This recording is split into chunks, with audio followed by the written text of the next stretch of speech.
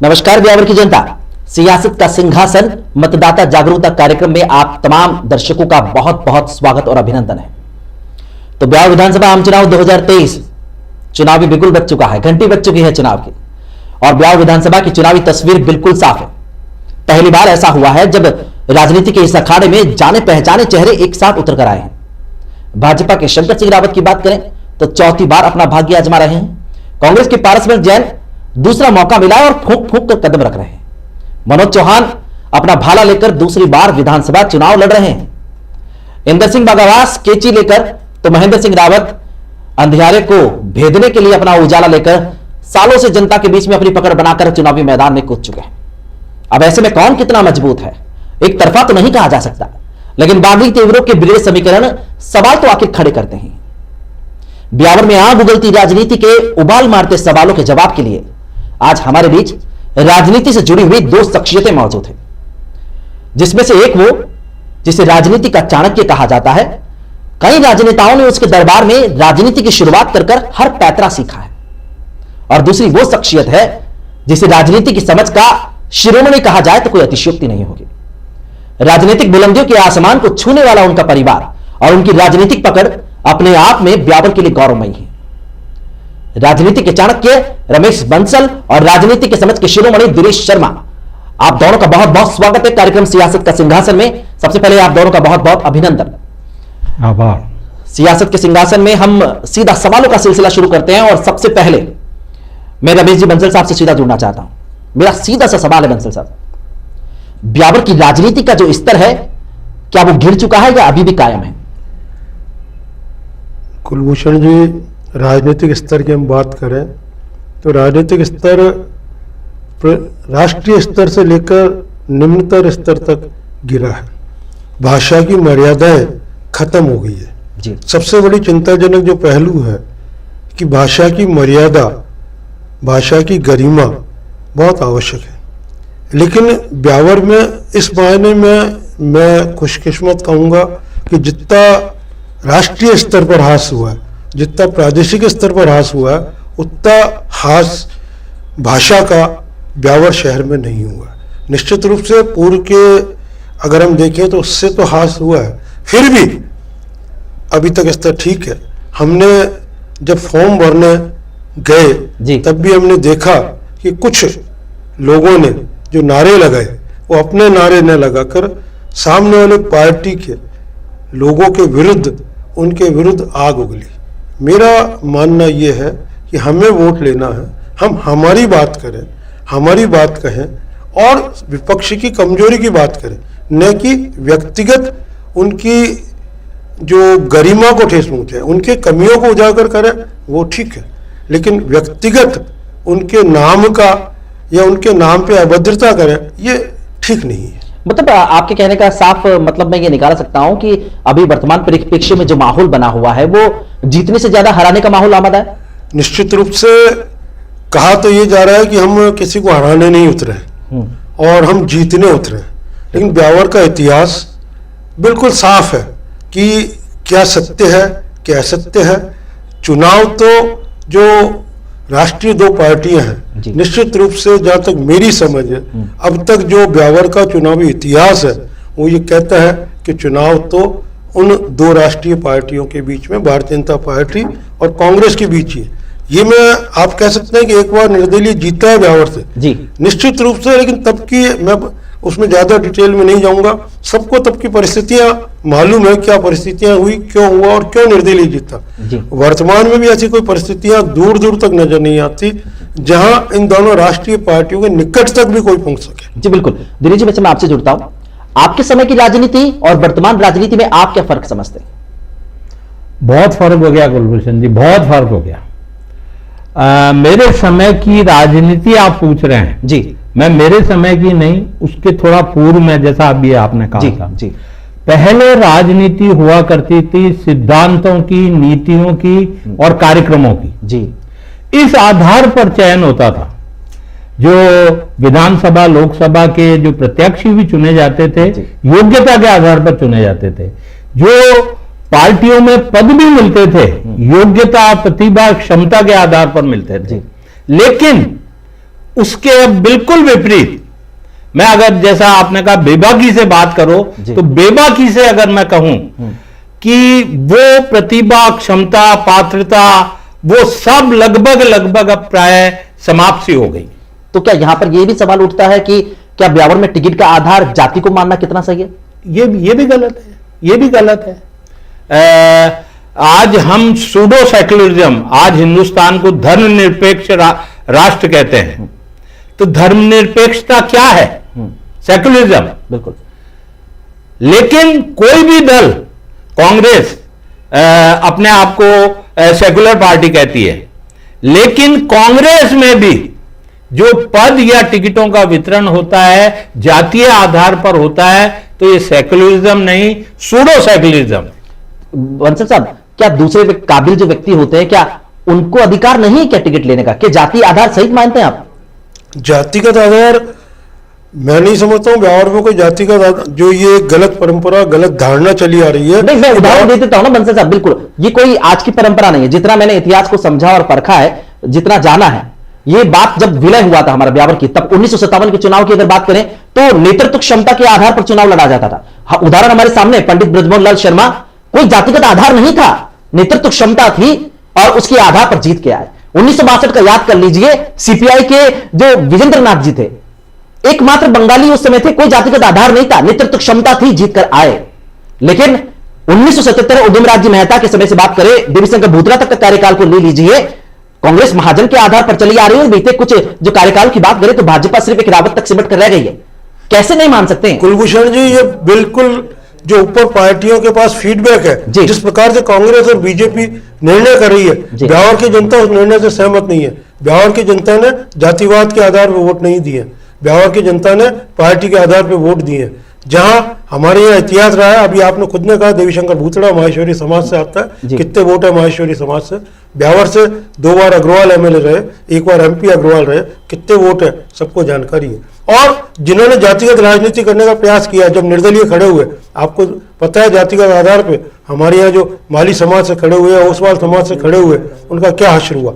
मैंने ऊपर प्रदेश स्तर, राष्ट्रीय स्तर तक ये निवेदन किया कि ब्यावर में जो ग्रामीण क्षेत्र का रावत मतदाता है, वो रावत मतदाता भारतीय जनता पार्टी का रावत मतदाता है, वो रावत जाति का मतदाता नहीं है। और ये प्रमाणित भी हुआ है, जब जब दूसरे रावत खड़े हुए हैं वो हारे हैं, चाहे वो कांग्रेस पार्टी से खड़े हुए हों, चाहे निर्दलीय खड़े हुए हों, उनको कितने वोट मिले ये सबको जानकारी है। निश्चित रूप से ब्यावर का जो रावत जाति का वोट है वो बीजेपी को मिलता है। तो आपको नहीं लगता कि पार्टी हर बार जिस चेहरे को टिकट दिए जा रही है, क्या भाजपा के पास दूसरा चेहरा नहीं बचा? ये इस पे मैं कोई टिप्पणी करना अपनी क्षमताओं से अधिक समझता हूं। या तो वही एक काबिल है।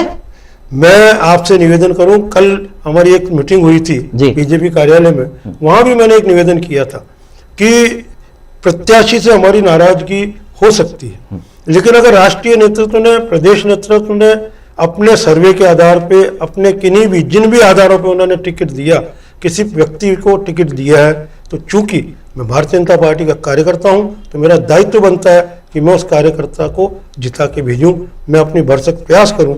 अब उसका निर्णय पार्टी ने किन आधारों पे किया, वो एक बहुत बड़ी ऊंची राजनीति, कई बातें हो सकती है जिनको हम नहीं जानते हो। ये सही है कि चौथी बार, लेकिन आज तो राजनीति, जैसा भी दिनेश जी कह रहे थे, आप खुद जानकार हैं, 7 घंटे पहले जो आया कांग्रेस में उसको टिकट दे दिया, या बीजेपी में 1 दिन पहले आया उसको टिकट दे दिया। तो स्थितियां, पार्टी ने चौथी बार टिकट दिया, क्यों दिया, कैसे दिया, क्या दिया, ये पार्टी का निर्णय। बिल्कुल, आपसे भला कोई चीज छुपी नहीं है। दिनेश जी भाई साहब, आप कितने सहमत हैं इनकी बात से? मैं सम्मान करता हूं रमेश जी भाई साहब का, सदा सम्मान करता हूं, लेकिन इस बात से सहमत नहीं कि जैसे मैंने अभी आपने जो प्रश्न किया, खुलकर बेबाकी से जवाब दिया जी सभी पार्टियों का, उसमें कांग्रेस भी, मतलब बंसल साहब दबे दबे नजर आ रहे हैं, दबे दबे नजर आ रहे हैं। बेबाकी से इनको स्पष्ट कहना चाहिए था कि अगर समाज विशेष का भी कोई प्रत्याशी है तो उसमें परिवर्तन हो सकता था। मैंने स्पष्ट निवेदन किया दिनेश जी भाई साहब कि रावत जाति के आधार पे भारतीय जनता पार्टी का वोटर नहीं है, भारतीय जनता पार्टी का वोटर है, वो रावत भी है, यही मैंने आपसे निवेदन किया। मैं तो खुद आपसे ये कह रहा हूं कि मैंने राष्ट्रीय नेतृत्व की बात कही है कि ब्यावर में भारतीय जनता पार्टी का वोटर है, वो रावत जाति का वोटर नहीं है। वो वोटर रावत भारतीय जनता पार्टी का वोटर है, वो भारतीय जनता पार्टी को वोट दे रहा है, वो रावत को वोट नहीं दे रहा है। मैंने स्पष्ट कहा है। अब आप मेरे से ये कहलवाना चाहे कि साहब भारतीय जनता पार्टी ने शंकर सिंह रावत को गलत वोट दे दिया, ये तो किसी भी कीमत पर संभव ही नहीं है। मतलब आपके हिसाब से फैसला सही है? निश्चित रूप से राष्ट्रीय पार्टी ने, हमारी पार्टी ने जो निर्णय किया है वो सोच समझ के, मेरे से बहुत ज्यादा जानकारी है उनको, उन्होंने जो निर्णय किया है उनके निर्णय पर मैं अपनी पार्टी का नहीं कहता हूं जी, इन्हीं की पार्टी का कहता हूं। इनके शीर्षस्थ नेता दीनदयाल जी उपाध्याय साहब ने एक कोटेशन कहावत जो आप सुनते हैं, हम तो कार्यकर्ताओं से ही सुनते हैं कि यदि हाईकमान भी अगर कोई निर्णय ले तो कार्यकर्ताओं और जनता को पूरा अधिकार है कि यदि गलत निर्णय लिया है तो उसको सुधार दिया जाए। तो अब ये सही माने गलत माने, लेकिन लोकतंत्र में जनता सर्वोच्च है, जनता ही भगवान है। तो अगर निर्णय जो लिया गया है सही है तो जनता देख लेगी, और गलत है तो निश्चित रूप से 25 तारीख को जनता उसमें सुधार कर देगी। ब्यावर की जनता इस बार अपना मानस बना चुकी है। मानस तो शर्मा जी पिछली बार भी बनाया। दिनेश भाई साहब, जिस जमाने की आप बात कर रहे हैं, जब हमारे नेताओं ने ये बात कही तब राजनीति के लिए नहीं की जाती थी, वो देश के लिए, राष्ट्र के लिए की जाती थी। हमारे नेताओं ने राष्ट्र के पक्ष में ये बात कही। आज हम उन बातों को अगर मद्देनजर रखें तो वर्तमान में शायद जो 200 टिकट किसी भी पार्टी ने दिए हैं उस पर से कितने उसमें खड़े उतरते हैं। बहुत भारी मुश्किल और बहुत भारी, जो कि हर आदमी एक उच्छृंखलता, जहां हम बात कर रहे हैं आज जिस पार्टी, किसी भी पार्टी में देख लें आप, जिसको टिकट नहीं मिला वो निर्दलीय खड़ा होकर कहता है कि साहब मैं तो जीत के उसी पार्टी में जाऊंगा। अरे भैया, अगर आप जीत के उसी में जाओगे तो आज आपकी जो पार्टी के कैंडिडेट उसको जीतने देना। आपने अपना विरोध प्रकट किया, हमने हमारी पूरी भरसक, जो भी कैंडिडेट ने प्रयास किया उसने पूरा प्रयास किया, आप कन्विंस क्यों नहीं कर पाए? क्या कारण रहे उन सबको? तो ये सिद्धांत एक जमाने में लागू थे जब, और तब हुआ है, तब ऐसे लोगों को हराया है जिन्होंने पार्टी ने गलत टिकट दिया, अब संपूर्ण पार्टी उसके विपक्ष में लगी है। लेकिन वर्तमान की परिस्थितियों के मद्देनजर वो कोटेशन जो आप कोट कर रहे हैं वो लागू नहीं होता। पर बात वहीं घूमकर आ जाएगी कि सर किसको दिया, लेकिन घूम फिरकर वही बाहुल्य वाली बात आ जाएगी कि जाति में बाहुल्य किसका है उसको प्राथमिकता दी जाती है। इसे इनकार नहीं किया जा सकता। चलिए, मैं इसका एक मुख्य कारण जो और बनता है उस पर आना चाहता हूं सीधा सा। दिनेश जी, आपसे जुड़ना चाहता हूं, गुटबाजी कितनी हावी है यहां? ब्यावर की गुटबाजी क्या महज एक दिखावा है या भीतरघात है? नहीं, गुटबाजी ऐसा नहीं है, ब्यावर में कोई गुटबाजी नहीं है। कैसे इनकार कर सकते हैं शर्मा जी आप? नहीं नहीं नहीं नहीं नहीं, ये अभी आपकी बात से मैं सहमत हूं जो रमेश जी भाई साहब ने बात कही कि अपनी सुविधानुसार राजनीति करते हैं। जब तक उनका स्वार्थ सिद्ध हो रहा होता है एक पार्टी में, तब तक वो पार्टी बहुत बढ़िया है, वो निष्ठावान है, कर्मठ हैं, समर्पित हैं, सच्चे हैं। और जैसे ही कोई पद नहीं मिला या टिकट नहीं मिला जी, और वही पार्टी उतनी बुरी हो गई और आप उसके खिलाफ बागी खड़े हो गए और फिर उसी पार्टी की आप आलोचनाएं कर रहे हैं, आरोप लगा रहे हैं, तो दैट इज नॉट गुड। इसको बिल्कुल आप उचित नहीं मान सकते। और ये गुटबाजी है। अन्यथा अब जैसे हमारे कांग्रेस का चल रहा है, बहुत अच्छा सा चल रहा है, सब लोग मिलजुल कर आपस में और अच्छा सा प्रयास कर रहे हैं। शर्मा जी, ये कैसी बात है? 4.5 साल तक तो आप लोग अलग थलग, और जैसे चुनाव आए आओ मिलन सजना, ये कैसी राजनीति है? ये तो ऊपर तक चल रहा है जी। पायलट साहब ने और गहलोत साहब ने दोनों ने नहीं किया। नहीं कर सकता क्योंकि 60 साल पहले का इतिहास आपसे भी छुपा हुआ नहीं है। ब्रजमोहन लाल जी शर्मा जब थे, चिमन सिंह जी लोढ़ा उनके समानांतर चलते थे, विष्णु जी बजारी को ले लीजिए, आनंद मोहन जी शर्मा दोनों समानांतर चलते थे, वर्तमान पारस पंच मनोज चौहान को ले लीजिए, समानांतर चलते हैं, देवीशंकर जी उगमराज मेहता को ले लीजिए, कहां उदाहरण दिए जाए ब्यावर के? कैसे इनकार कर दें? ये लोकतंत्र है। लोकतंत्र में अपने अपने विचार अभिव्यक्त करने का अपना अपना तरीका है। तो इसको जब पार्टी को आवश्यकता होती है, अब जैसे चुनाव आए जी, ठीक है, मान लिया अभी भाई साहब ने कहा कि गहलोत साहब, पायलट साहब, लेकिन अभी वर्तमान में जब चुनाव है तो क्या स्थिति है? दोनों एक साथ खड़े हैं। मैं भारतीय जनता पार्टी पर आरोप नहीं लगाना चाहता, इधर तो 2 का ही दिया, उधर तो 9 खड़े हैं 9। जिनका कोई अस्तित्व ही नहीं है और फिर भी मुख्यमंत्री पद के लिए अपनी अपनी दौड़ है, अपने अपनी, तो ये लोकतंत्र में होता है। लेकिन समय आने पर जो संगठन है, संगठन ही सर्वोपरि है। संगठन के अगर साथ खड़े हैं तो इसको मैं गुटबाजी वगैरह नहीं मानता। अगर जो अभी बात चल रही थी कि बागी वागी खड़े होना ये उचित नहीं है, ठीक है, पद बहुत होते हैं। आज विधायक का अगर प्रत्याशी बनाया जाना है तो एक को ही बनाया जाना है, और पद है। इतिहास रहा है ना कि जो बागी खड़ा हुआ है बाद में उसे अच्छे मौके मिले। नहीं, ये तो पूरा देश में हो रहा है। और इस बार तो एक विशेष बात और हुई है कुलभूषण जी, जो मैं समझता हूँ राजनीतिक पार्टियों के भविष्य में बहुत नुकसान देगी। कि इस बार दोनों पार्टियों ने ये किया कि जिन्होंने पिछली बार बागी के रूप में चुनाव लड़ा और उसने अपना कुछ अस्तित्व प्रकट कर दिया, उस आदमी को टिकट दे दिया।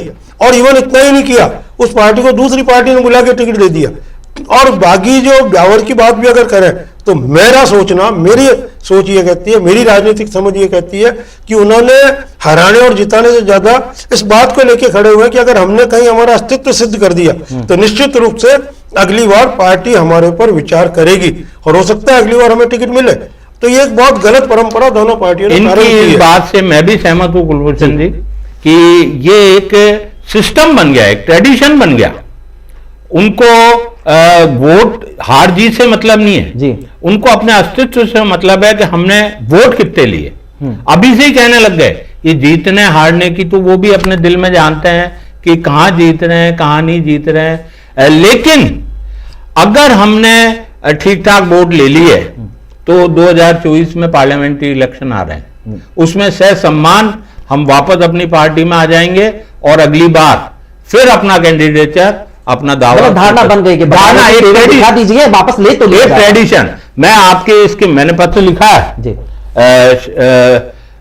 आपके इस माध्यम से भी, चैनल के माध्यम से भी मैं ये कहना चाहता हूं, दोनों ही पार्टियों में एक परंपरा है, जो भी बागी या पार्टी का विरोध करते हैं उन लोगों को, बागियों को तो अभी तत्काल निकाल देते हैं, तुरंत निकाल देते हैं, और जो उनके सपोर्टर रहते हैं जिन्होंने पार्टी के साथ भीतरी घात किया, पार्टी से बगावत की, वो कैंडिडेट से एक लिस्ट लेके उन लोगों को भी निकाल दिया जाता है 6 वर्ष के लिए।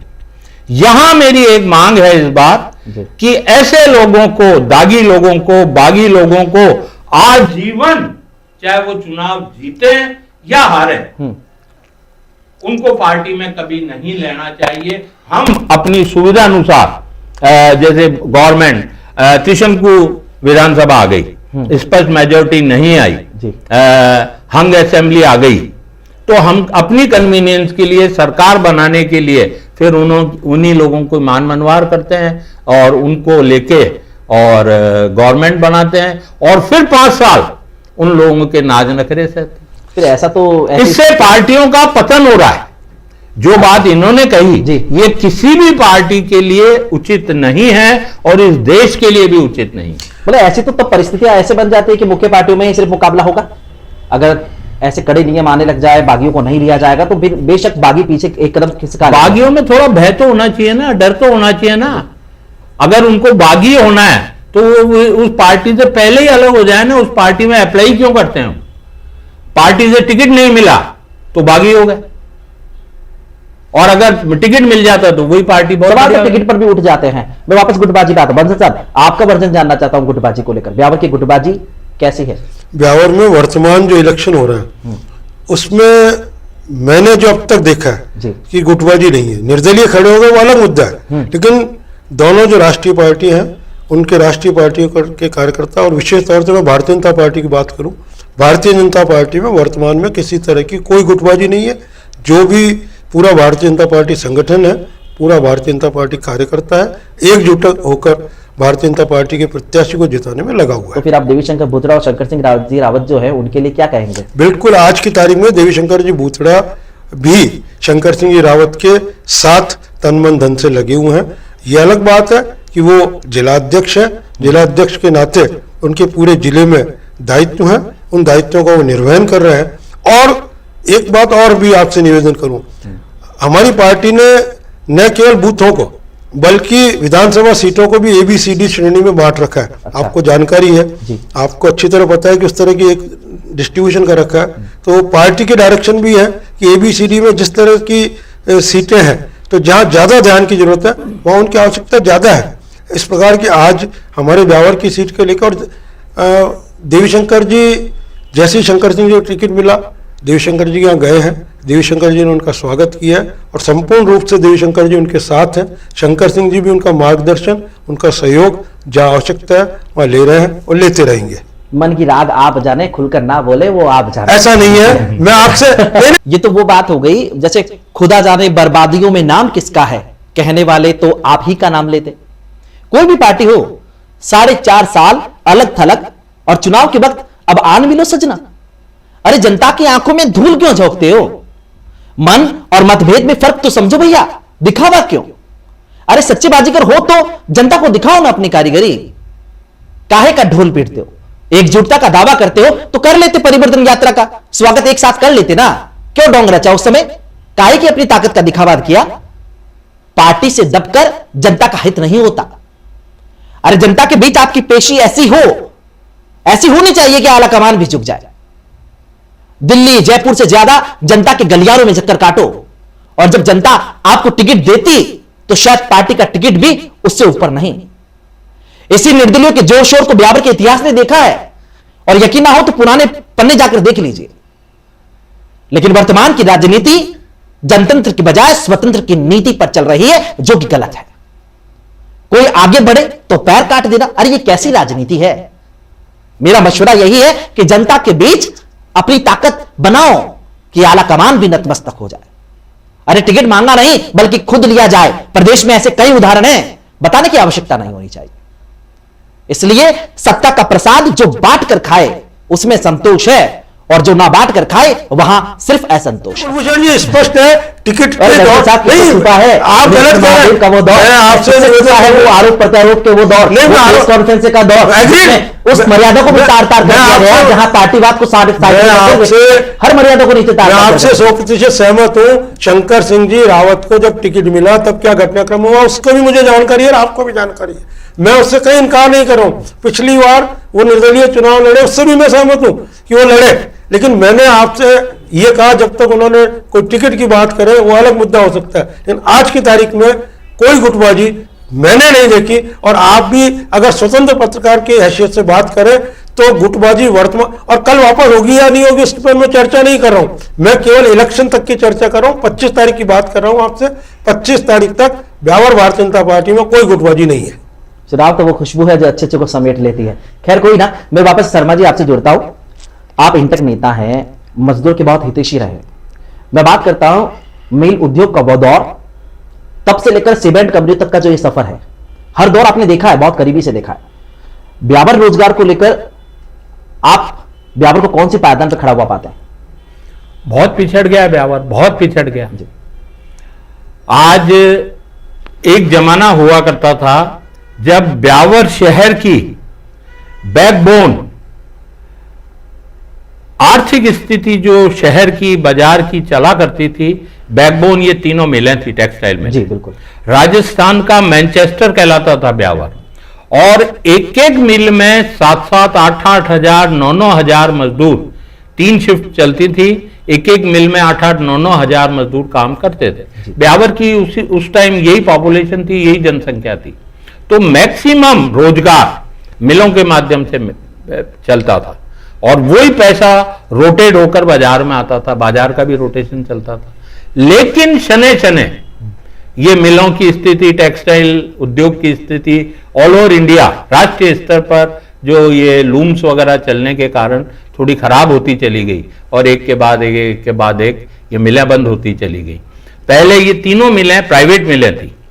उसके बाद जो अभी जैसा आपने नाम लिया मेरे दादाश्री का, पंडित बृजमोहन लाल जी शर्मा, उन्होंने उमा शंकर जी दीक्षित उस टाइम में सेंट्रल में मिनिस्टर हुआ करते थे, शीला दीक्षित जी के ससुर साहब, उनके माध्यम से ये एनटीसी को टेक ओवर कराई और एनटीसी ने चलाई जी। जब घाटे में चलने लगी तो भी हमने पूरा सहयोग किया और सहयोग करके इन मिलों को चलवाई। लेकिन यहां मैं आरोप नहीं लगा रहा हूं, यह वास्तविकता है। दुर्भाग्यवश जब से भारतीय जनता पार्टी की सरकार आई, एडवर्ड मिल बंद हुई, महालक्ष्मी मिल बंद हुई। हमने इसका आनंद शर्मा जी जब तत्कालीन वस्त्र मंत्री थे, इसका एक पैकेज 147 करोड़ का 142 करोड़ का एक पैकेज बनवा लिया था और टेंडर भी हो गए थे, स्कीम भी बन गई थी। लेकिन चूंकि वो कांग्रेस सरकार के जमाने में हुई थी और जब से ये 2014 से ये सरकार आई और इन्होंने वो ठंडे बस्ते में डाल दिया, एडवर्ड मिल तो बिक भी गई, उसके तो प्लॉटिंग भी हो गए। लेकिन हमने आज भी प्रयासरत है, महालक्ष्मी मिल को बचा के रखा है कि इसका वो पैकेज अगर ये सरकार जाती है, क्योंकि हर सरकार की कोई पॉलिसी होती है, नीतिगत निर्णय होता है। तो इस सरकार का नीतिगत निर्णय यह है कि ना सिर्फ ब्यावर अपितु पूरे देश में एनटीसी की जो मिलें हैं सब बंद कर दी इन्होंने। एनटीसी के जो शोरूम हुआ करते थे वो बंद कर दिए और वो जमीनें ये बेच रहे हैं। तो अगर ये बच गई और खुदा ना खास्ता गवर्नमेंट चेंज हो गई तो हो सकता है फिर सीमेंट इंडस्ट्री का, जैसे आपने पूछा, सीमेंट इंडस्ट्री का भी यही था। फिर मिलें जब बंद हुई तो डाइवर्जन हुआ सीमेंट इंडस्ट्री की तरफ, मिनरल ग्राइंडिंग की तरफ। लेकिन दुर्भाग्यवश अभी जो 2 साल का दौर चल रहा है, जबकि सीमेंट उद्योग बहुत अच्छे उस पर चल रहा है, सीमेंट के भाव बहुत बढ़ रहे हैं, बहुत राइज कर रहे हैं, लेकिन प्रबंधकों की हठधर्मिता, मनमानी, इसको आप कुछ भी कह लेंगे, और जो रोजगार की बात किया करते थे कि युवाओं को रोजगार मिलेगा, जबकि जो रोजगार प्राप्त हैं, जो कार्यरत हैं, उनको हटाया जा रहा है। उन पे संकट बन रहा है। पिछला 1 साल में ठीक है, हम यूनियनों ने बहुत प्रयास किए, फिर अब थोड़ा दौर थमा है, नहीं तो 80 आदमी, 60 आदमी, 40 आदमी, 110 आदमी हर महीने एक लिस्ट निकलती थी और छटनी चल रही थी। बंसल साहब, ब्यावर से रोजगार हेतु जो पलायन हो रहा है, ब्यावर के लिए विनाशकारी है या आप इसे विकसित की ओर देख रहे हैं? विनाशकारी है निश्चित रूप से। ब्यावर का दुर्भाग्य है कि ब्यावर में जो विगत कुछ सालों में जिस प्रकार की स्थितियां पैदा हो रही है वो किसी भी दृष्टि से उचित नहीं है। इसका जिम्मेदार किसे मानते हैं? जिम्मेदार, सबसे बड़ा जिम्मेदार तो भ्रष्टाचार को मानता हूं मैं। जिस प्रकार का भ्रष्टाचार इस शहर में पनप रखा है, चाहे वो किसी भी विभाग में हो, और जहां सरकारें ऑनलाइन की बात करती है, टाइम बाउंड की बात करती है, विज्ञप्तियां और नियम तो बहुत सारे बनाती है, लेकिन उनका इम्प्लीमेंटेशन नहीं हो पा रहा है और उनके में कमियां ढूंढकर जिस प्रकार कार्य रोके जा रहे हैं, जो जेन्युइन कार्य है वो तो हो नहीं पाते और जो नाजायज काम है वो हो पा रहा है। तो ये बहुत विनाशकारी है और ब्यावर का खामियाजा भुगतना पड़ रहा है, और अगर इस पर अंकुश नहीं लगाया गया तो आगामी पीढ़ियों को भी इसका भुगतना पड़ेगा। निश्चित रूप से मैं उम्मीद करता हूँ, ब्यावर जिला बना है, नए अधिकारी बैठे हैं, तो नए अधिकारी इस पर कितनी लगाम कस पाते हैं और कितना कर पाते हैं, निश्चित रूप से ये देखने योग्य बात होगी। बिल्कुल, आपने अभी जिले की बात छोड़ी है, तो जल और जिला तो मिल गया, क्या ब्यावर को असल में उसका हक मिल गया या असली लड़ाई अभी बाकी है? अभी लड़ाई तो बाकी है, केवल नाम के लिए जिला मिल गया। जिले की जो सारी जिले के अधिकारी भी आ गए, निश्चित रूप से सारी कार्यवाही चल रही है, लेकिन वास्तव में जिले का जो स्वरूप बनेगा, जिले का जो अधिकारी वर्तमान में आए हैं उनकी सोच, क्योंकि होता क्या है कि जब भी कोई नई दुकान शुरू होती है, नया कोई भी काम शुरू होता है जिले में नया, उसी की परंपरा, विशेष तौर से सरकारी बात करें तो पुरानी फाइल देख के आगे चलती है। तो अभी जो फाइलें बनेगी, अभी जो नियम बनेंगे, जो कायदे बनेंगे, जिस तरह की हमारी व्यवस्था बनेगी, वो आगामी वर्षों तक चलती रहेगी। तो निश्चित रूप से हमारे यहाँ के, मैं चाहे वो कांग्रेस प्रतिनिधि हो, बीजेपी प्रतिनिधि हो, हमारे जनप्रतिनिधि हो, पार्षद हो, या आम जनता के जो प्रभावशाली लोग हैं और सरकार के जो नुमाइंदे हैं, वो सब मिल बैठकर ब्यावर के हित में एक अच्छी शुरुआत करें, जिसकी एक मिसाल कायम हो और एक अच्छा जिला बने। बिल्कुल, इसकी आवश्यकता वो स्वच्छ राजनीति के लिए यही कदम उठाया गया है और आज सबसे पहले दौर में, पहले चरण में आप ही को बुलाकर इस स्वच्छ राजनीति की शुरुआत करने की हमने बीड़ा उठाने का प्रयास किया है। असल लड़ाई कुल मिलाकर अभी बाकी है। शर्मा जी, आंदोलन, धरना, प्रदर्शन जल जिले के लिए आप भी उससे जुड़े हुए रहे हैं, आपने भी कई धरना प्रदर्शन किए, कई आंदोलन किए हैं, 42 दिन का वो दिन भी याद आते, सभी जानते हैं इस बात को। क्या सब कुछ ऐसे ही अपने अधिकार को छीना जाए?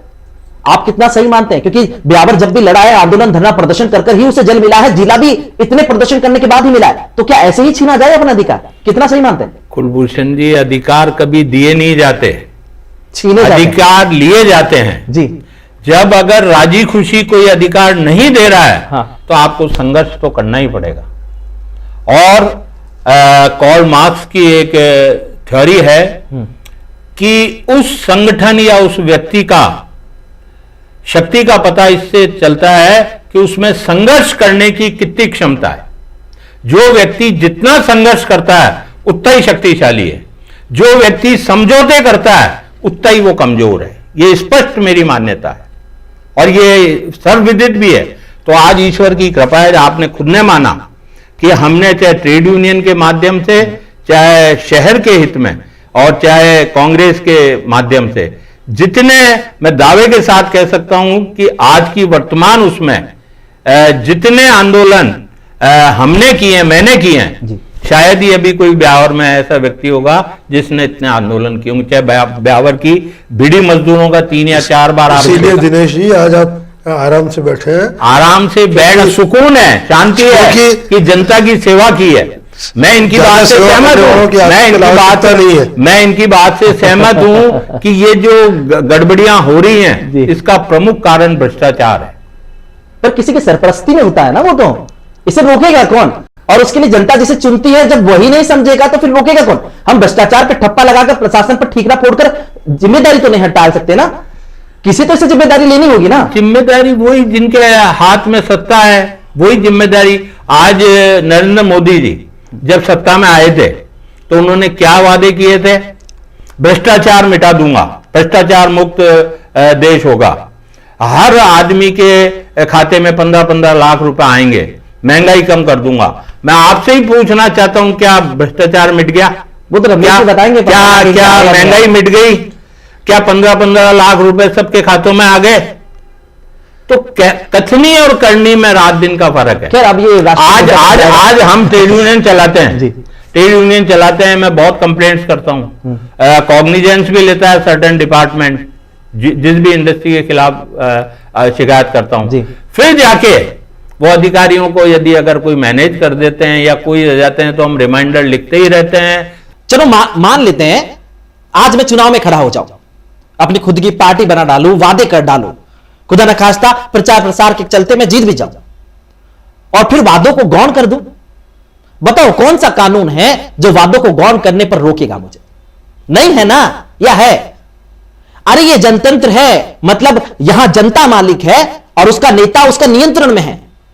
पैसा दे देना, दान देना अलग काम है, फेसबुक पर फोटो डाल देना अलग है, लेकिन जनता के लिए आग में कूदना अलग बात है। अरे कड़वा कड़वा घूट और मीठा मीठा कप अब नहीं चलने वाला। जन समर्थन चाहिए, जनता समझदार हो गई है। अब चुनाव में लॉलीपॉप नहीं चलती जो जनता चूस ले और आपकी रस में घुल जाए। बंद कीजिए गंदी राजनीति और चढ़िए जनतंत्र की सीढ़ी।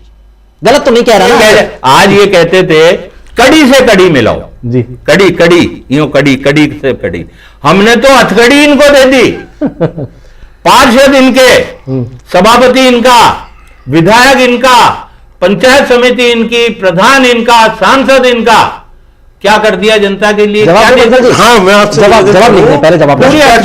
आपने कहा, मेरा मानना यह है, आप निश्चित रूप से आम जनता भी जानती है कि हमारे चारों सिस्टम के पाए हैं, वो चारों पायों में जिस तरह की स्थितियां पैदा हो गई है, वो चारों पाए संयुक्त रूप से भ्रष्टाचार के लिए जिम्मेदार है। बिल्कुल। और ये उम्मीद भी नहीं करता हूं। कुलभूषण जी आपसे ही एक प्रश्न पूछना चाहता हूं। जी बताएं। चारों पायों की बात की, आज देश के अंदर संवैधानिक संस्थाएं हैं, ईडी, आईबी, सीआईडी, सीबीआई, चुनाव आयोग, ये इंडिपेंडेंट बॉडी हैं, कॉन्स्टिट्यूशनल बॉडी हैं, ये सरकार के माध्यम से चल रही हैं।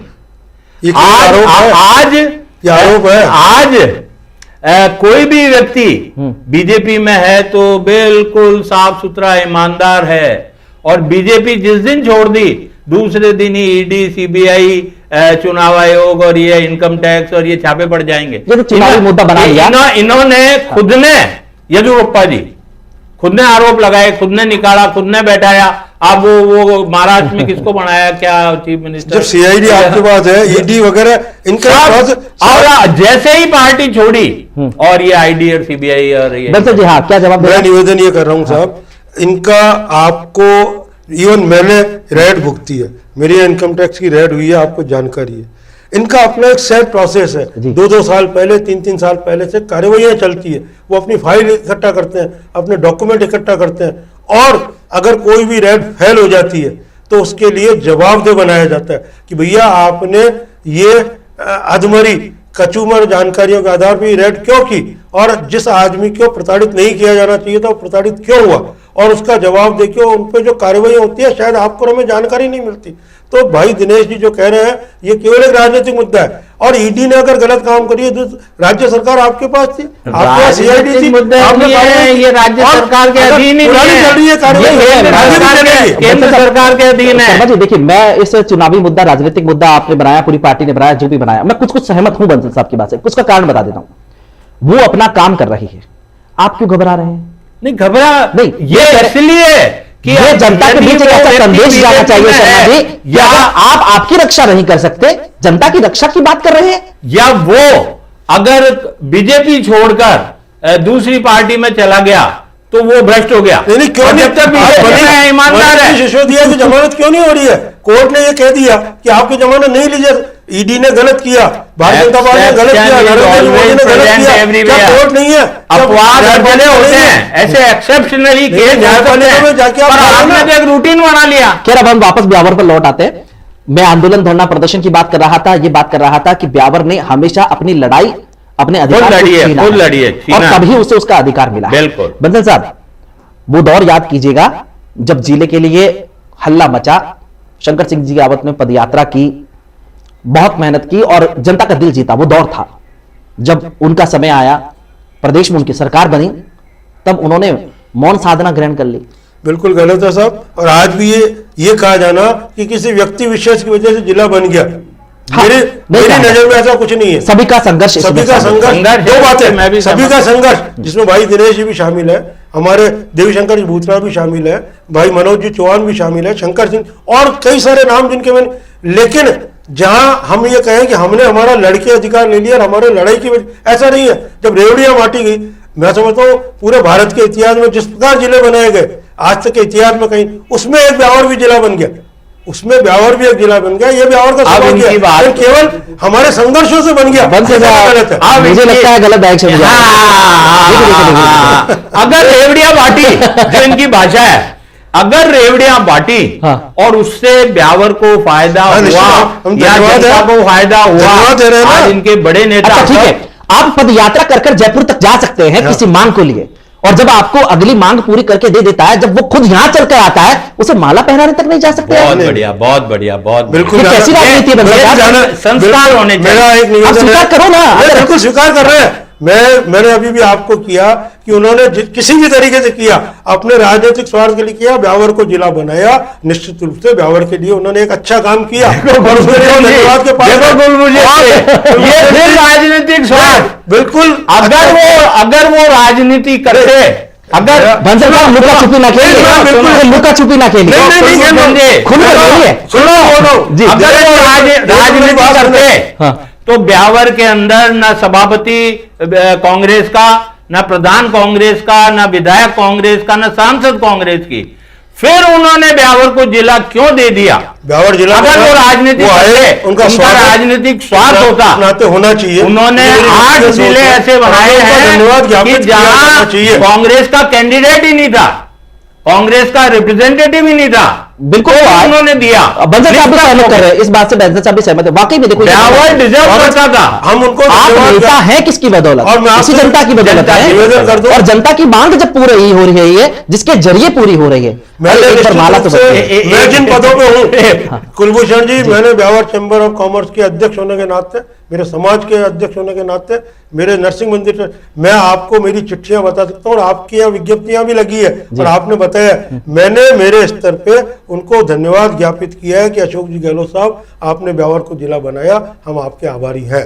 और मेरा मानना है कि हर व्यक्ति को, और जितने बड़े पद पे है उसको उतने बड़े हृदय से स्वागत किया जाना चाहिए, बिल्कुल होना चाहिए। कुलभूषण जी अभी शुरुआत है, जिला जो बना, जो 20 जिले बने जी, जिनको हम दूसरे अंदाज में कहते हैं, ये दूसरे अंदाज में कहते हैं कि राजनीतिक रेवड़ियां ही समझो, लेकिन जनता को तो फायदा हुआ ना। सब बिल्कुल हुआ है। आज जिला बना, आज सवाल उठा दिए, 5 साल कहाँ गए थे? अरे 15 साल कहाँ गए थे? नहीं 5 साल नहीं, 60 साल कहाँ गए थे? नई सरकार, हमने आंदोलन, मेरा आज मांग है नई सरकार, जब हमने आंदोलन किया, आराम से जनता 9 साल तक भैरव सिंह जी का राज था। भैरव सिंह जी साहब यहाँ घोषणा करके गए थे कि ब्यावर को जिला बनाऊंगा, नहीं किया। कृष्णा मिल की चिमनी में से धुआं निकालूंगा, तब ब्यावर छोड़ूंगा। वादे आप कांग्रेसियों ने भी किए थे, हाँ भूल गए, वादे कांग्रेसियों ने भी किए थे, लेकिन हाँ उन सभी दावे जितने भी कांग्रेसियों ने किए थे उनको ढक दिया है, क्योंकि गहलोत साहब ने वो चीज बना दी है। स्वागत योग्य कदम है तो उसे स्वीकार तो करना पड़ेगा, चाहे वो कैसे, इसमें राजनीति नहीं है। आज कुलभूषण जी मैं बताऊं, अशोक गहलोत जी ने अभी जो 10 योजनाएं लागू की जी, न सिर्फ घोषणा की बल्कि उनकी क्रियान्विति की, इंप्लीमेंटेशन किया। और ना घोषणाएं थी, आप खुद भी गए होंगे कोई कैंप में, आप गारंटी कार्ड है, वो गारंटी कार्ड।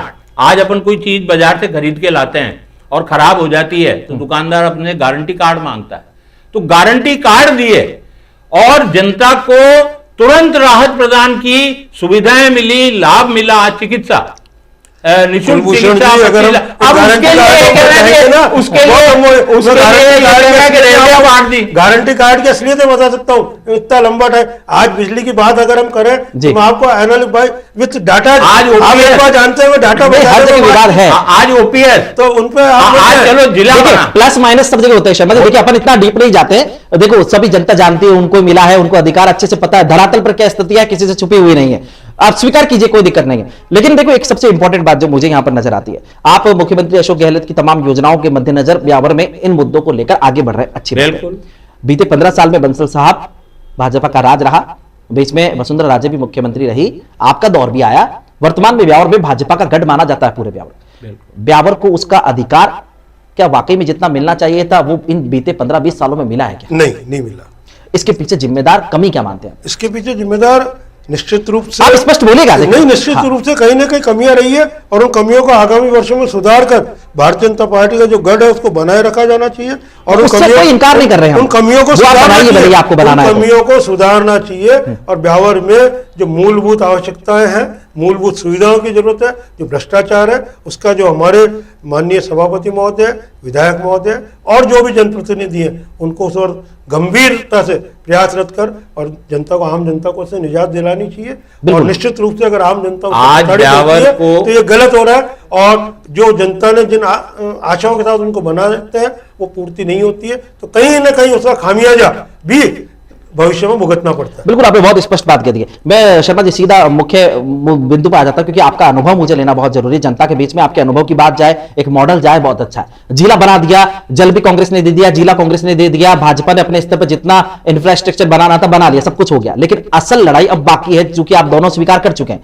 जिला बनने के बाद में आप दोनों से मैं पूछना चाहता हूं, इंफ्रास्ट्रक्चर आखिर होना कैसा चाहिए आपके मुताबिक? ब्यावर का ये मॉडल कैसा हो जो ब्यावर के लिए उपयोगी हो? पहले बंसल साहब मैं आपसे जानना चाहता हूं। ब्यावर में जो भी उद्योग लगता है धीमे धीमे वो उद्योग खत्म हो जाता है। आपने दिनेश जी भाई साहब ने कहा ब्यावर का मैनचेस्टर था, 3 कपड़ा मिलें थी, एक दौर चला, कपड़ा मिलें खत्म हो गई। ब्यावर में cement industry I, cement industry लगी, ब्यावर की जालियां, ब्यावर के पाइप, ब्यावर की टंकियां पूरे भारत में जाती थी, एक दौर आया, खत्म हो गया। आज हम देख रहे हैं मिनरल उद्योग की बात हम करें, मिनरल उद्योग जिस प्रकार या पनपा जिस प्रकार मिनरल इंडस्ट्रीज लगी, भारी तरीके से एक उफान पे आया और ब्यावर को रोजगार दिया, ब्यावर को टैक्स दिया। आज डिटोरेशन आ रहा है और कहीं ना कहीं निकट भविष्य में ऐसा ना हो कि हम इससे भी फिर महरूम हो जाएं। आज दूसरी जगह पे जिस प्रकार की पॉलिसियां बन रही है, जहाँ एक बात हुई कि साहब ब्यावर से रॉ मटेरियल नहीं जाए, फिनिश्ड मटेरियल जाए, हम कहीं ना कहीं टेक्नोलॉजी में हम फर्दर जो डेवलपमेंट जहाँ होना चाहिए, जो आगामी सोच है वहाँ तक नहीं पहुँच पाते। और मेरा मानना, पुनः मैं आपसे निवेदन करूँ कि भ्रष्टाचार ब्यावर में, इंफ्रास्ट्रक्चर की कमी ब्यावर में, आज ही मैं आपसे इस माध्यम से आज सुबह भी मैंने SC भी, एक्शन RSC भी और तीनों AEN से निवेदन किया, ब्यावर में जो एक सरकारी आदेश है 85 रुपये जो प्रोरेटा चार्ज लेने चाहिए नए कनेक्शन पे, उस पर 5% एक्स्ट्रा जोड़ कर लिए जा रहे हैं। मैंने उनसे निवेदन किया कि ऐसा कहीं रूल है तो बताएं, और अगर सरकार ने जारी किए हैं, निगम ने जारी किए तो आप निश्चित रूप से ले। मैं नहीं कह रहा हूं निगम नहीं ले, लेकिन अगर नहीं है तो आप अननेसेसरी जनता पे भार क्यों बढ़ाते हैं?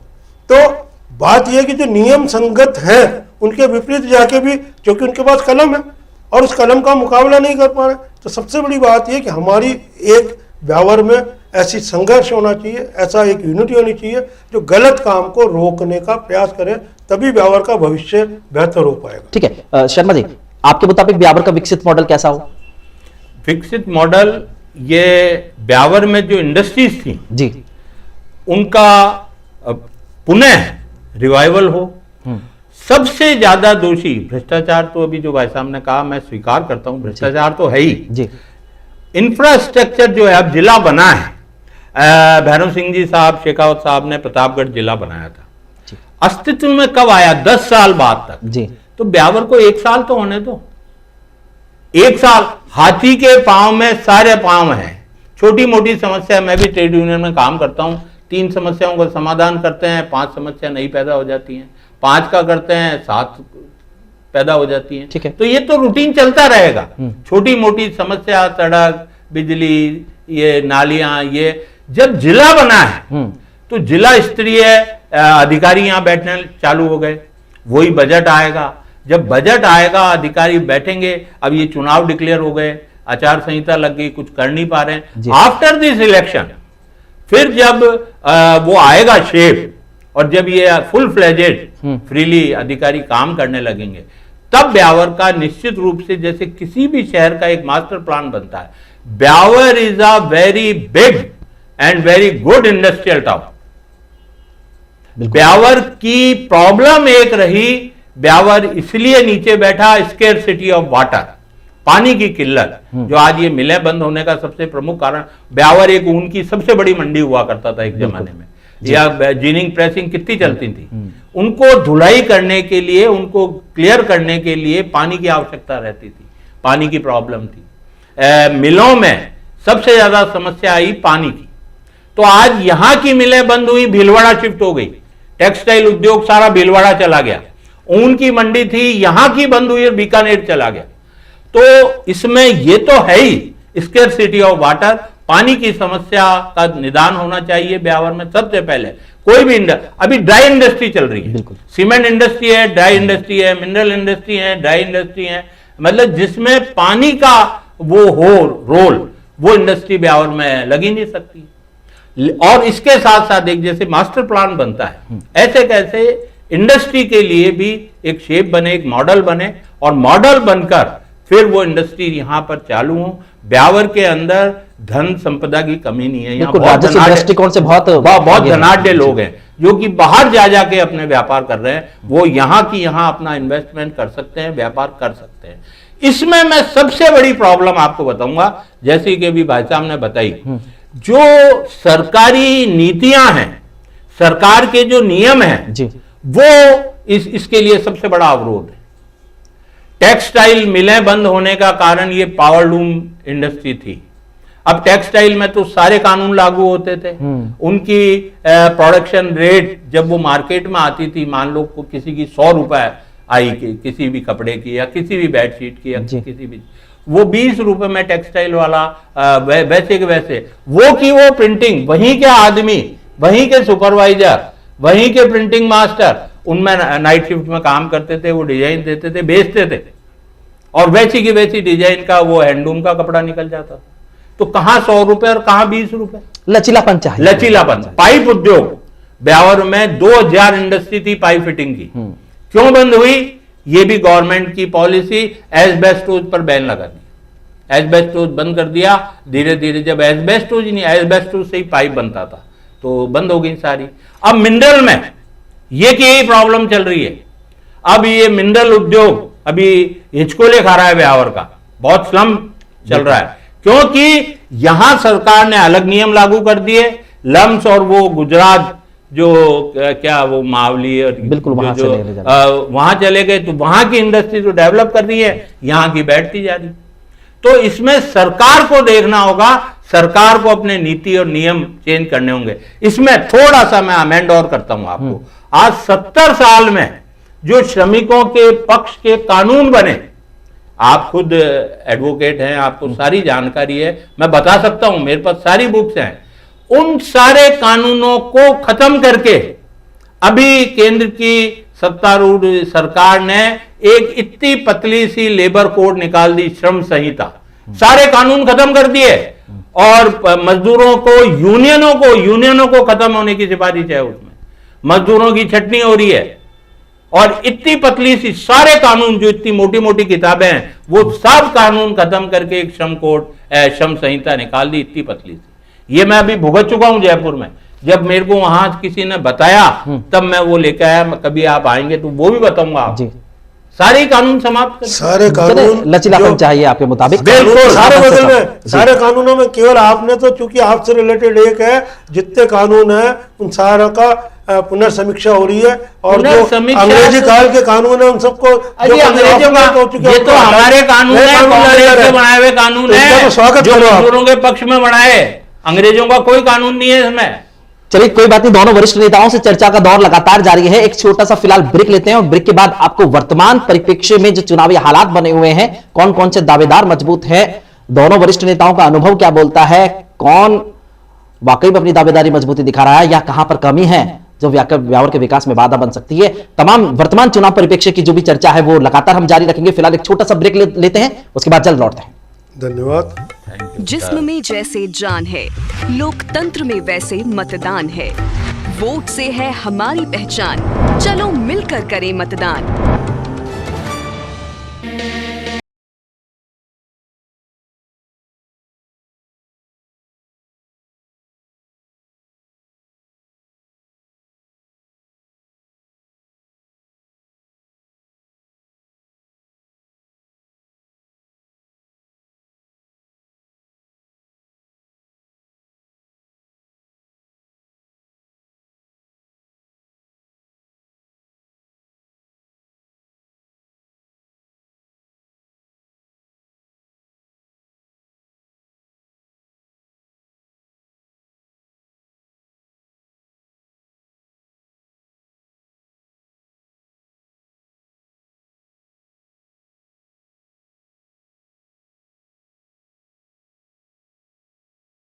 जीरो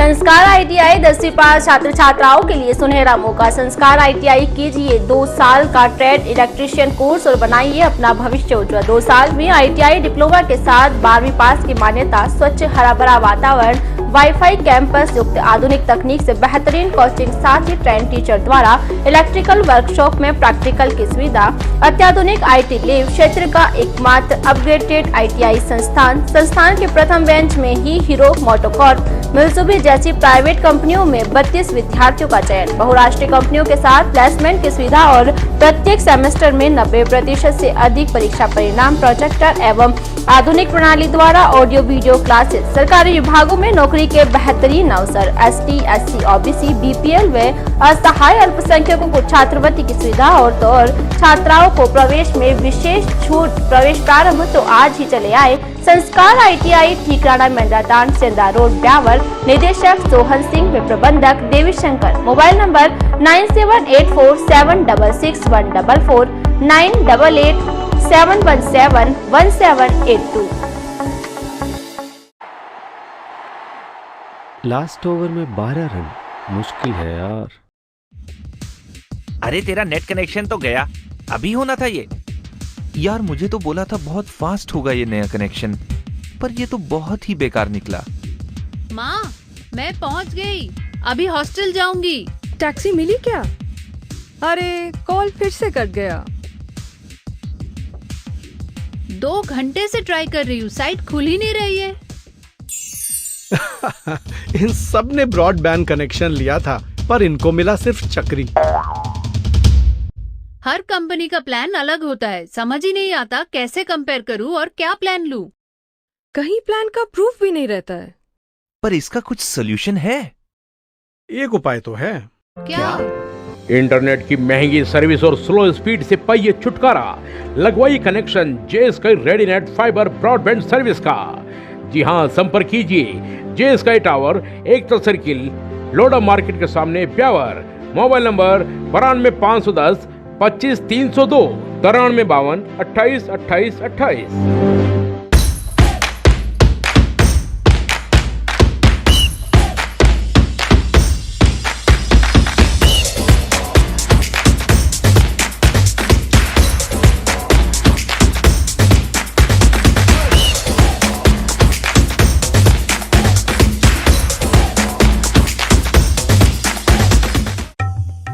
जिस्म में जैसे जान है, लोकतंत्र में वैसे मतदान है।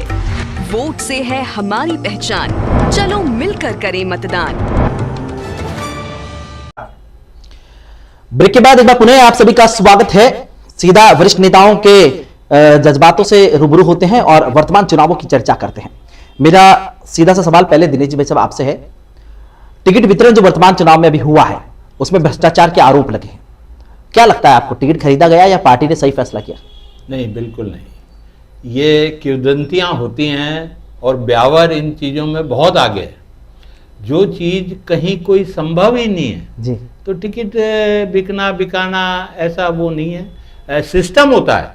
मैं रमेश जी भाई साहब भी बैठे हैं, इनकी बीजेपी से भी एक सिस्टम होता है, हमारे भी सिस्टम है जी, कि नॉर्म्स बनते हैं, टिकट कैसे दिए जाते हैं, सर्वे वर्वे हुए, उसमें थोड़ा हेरफेर हो सकता है, मैं स्वीकार करता हूं। लेकिन जब ये पिछले चुनाव में कैंडिडेट थे और नॉर्म्स में हमारे है कि यदि कोई व्यक्ति 5,000 से नीचे से हारा हुआ है तो उसको आप रिकंसिडर करो। इनका नाम तो सो मोटो कंप्यूटर में 103 ब्यावर खुलते ही इनका नाम ऊपर आएगा ही आएगा। 5,000 से नीचे आ रहे हुए तो इनके नाम पर फिर बहस और वो तो होनी है और विचार किया। लेकिन मैं यहाँ आपको ये कह दूँ कि ये भ्रष्टाचार के आरोप ये वेग हैं, बिल्कुल निर्मूल हैं, कोई ऐसा कोई कारण नहीं। मंत्री साहब आपको क्या लगता है, भ्रष्टाचार के आरोपों से आप सहमत है या नहीं? कुलभूषण जी, भ्रष्टाचारों के आरोप लगते रहते हैं। भ्रष्टाचार के आरोप पूर्व में भी लगे हैं, वर्तमान में भी कई तरह की चर्चाएं शहर में चलती हैं।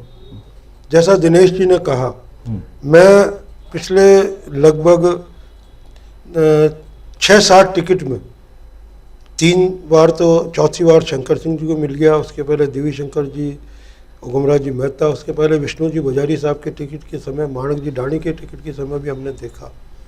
निश्चित रूप से कहीं ना कहीं ऊपर आपका सपोर्टर कौन है और उसका प्रभाव कितना है, उसके आधार पे तो आपको टिकट मिलता है। निश्चित रूप से बीजेपी में भी, जैसा भी पहले दिनेश जी ने कहा कि भाई 9 मेंबर हैं, निश्चित रूप से 9 मेंबर में जिनके जो अपने साथी हैं, अपने उनको टिकट दिलाने का प्रयास किया। कांग्रेस में भी ये स्थिति है, पेपरों में आई है, कोई जग जाहिर बात नहीं है कि पायलट साहब के कितने लोगों को टिकट मिल रहे हैं, या ब्यावर का टिकट पायलट साहब के खाते में है, अशोक गहलोत का टिकट फला है। तो ये सब बातें तो होती रहती है। और यहाँ मैं ये भी मान सकता हूँ कि चूंकि राजनीतिक पार्टियां बिना धन के नहीं चल सकती, चुनाव बिना पैसे के नहीं हो सकता, राजनीतिक पार्टियां 5 साल तक भी धन के बिना नहीं चल सकती।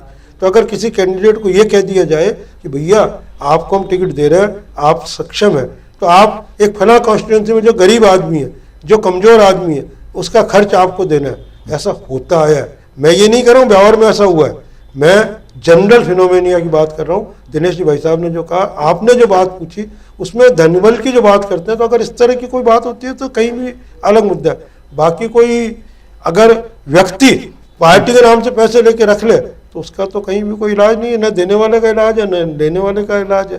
बाकी पार्टियों में चलिए आप तो सीधा सवाल पूछ लेता हूँ, कांग्रेस भाजपा की मजबूत डोर या इस बार निर्दलीय दिखाएंगे जोर, आपको क्या लगता है? मैं आपसे ये कार्यक्रम प्रारंभ होते ही बता चुका हूँ, पुनः निवेदन कर दूं, ब्यावर का इतिहास अपने आप में स्पष्ट है। ब्यावर में उगमराज जी मेहता 2 बार की विधायक, भ्रष्टाचार का 0 आरोप, बहुत सीधे सादगीपूर्ण जीवन व्यतीत करने वाले, ग्रामीण जनता से जुड़े हुए लोग थे।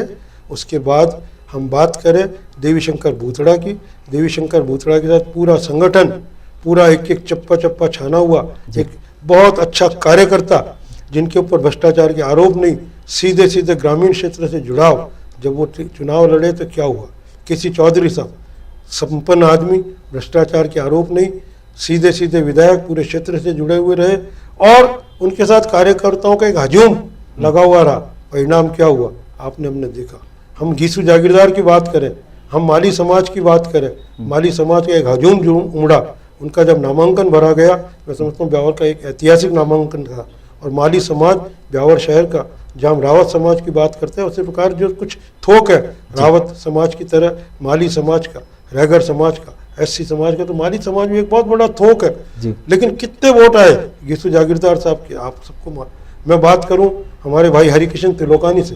हरिकिशन त्रिलोकानी सिंधी जो बीजेपी का एक कट्टर समर्थक है, सिंधी समाज, उन ब्यावर में बरसों प्रदेश हमारे मंडल अध्यक्ष रहे, एक एक वार्ड के कार्यकर्ता को जानते हैं, एक एक वार्ड के कार्यकर्ता उनको जानते थे, ब्यावर शहर उनको जानता था।